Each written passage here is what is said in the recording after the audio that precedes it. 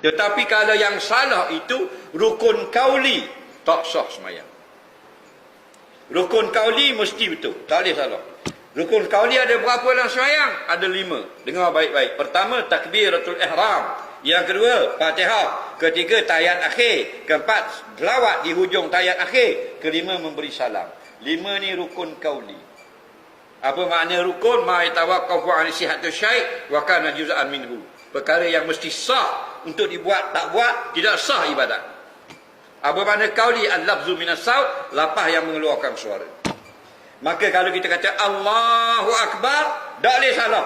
Mesti sebut betul 8 huruf. Alif lam lam ha, alif ka bara. Allahu Akbar.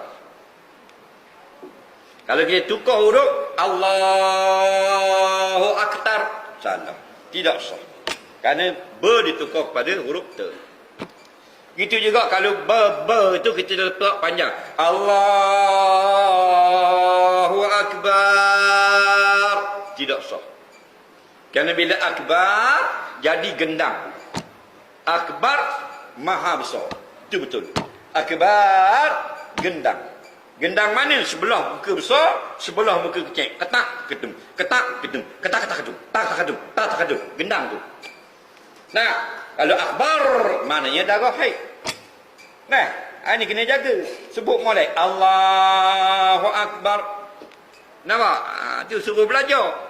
Ni orang mari ngajar mudah bagi. Duduk rumah main. Anak main Roblox. Mak tengok drama. Sambungan air nak cekek dia tu kopek.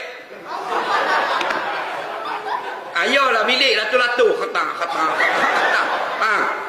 Orang ngajar dia kata ngajar politik. Orang ngajar dia kata ngajar kata kau orang. Tak mari tengok. Lepas tu bodoh pakai mampu. Nah, bukan nak suruh cerdik mu. Bukan kena tekek. Mari tadi kena tekek. Jauh.